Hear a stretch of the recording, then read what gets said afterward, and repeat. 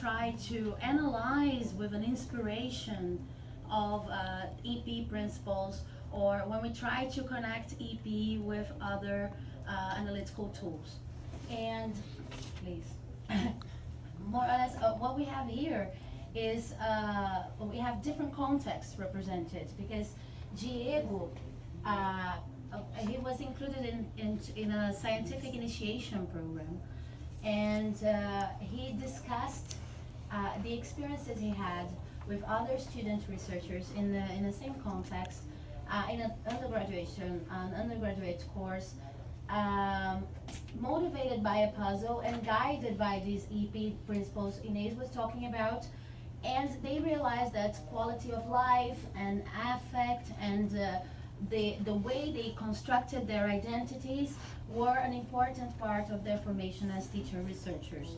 And EPE was kind of bridging the gap between these areas of their formation. Can you just say something? That context was at Isabel's university. So Yes, it was. That's important to say. Yeah, that's important to say.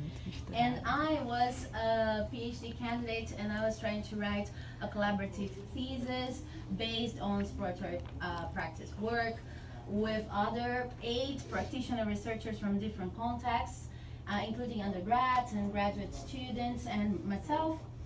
And the text itself was a PIPA, the concept that Bebel was explaining earlier.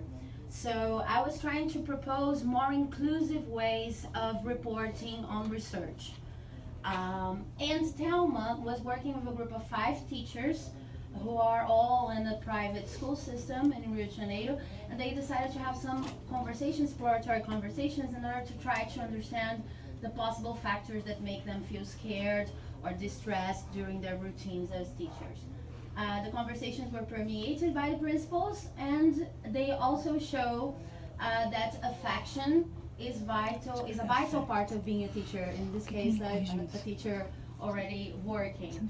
When we were discussing what we had in common, we thought, and this is not new, but we thought about how the EP principles are in fact a huge part of the analysis we do when we write the final texts of the dissertations and the theses and the intermediate articles we write.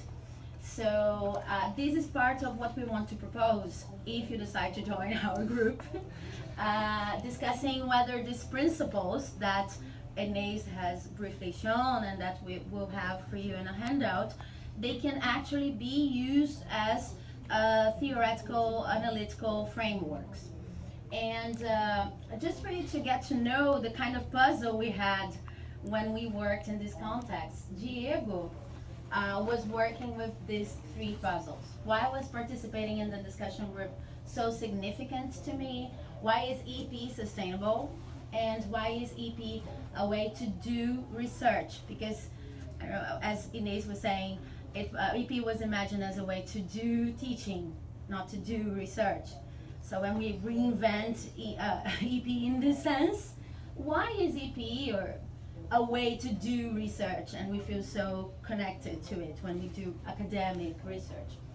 Why is common sense, my puzzle, why is common sense knowledge seen as less valuable or less prestigious than academic knowledge?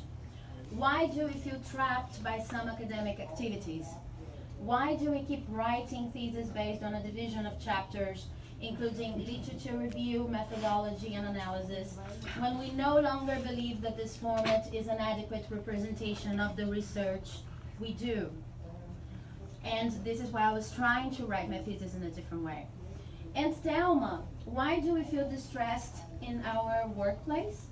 Why does our suffering affect our quality of life and the interpersonal relationships we have? And why is affect a vital part of being a teacher?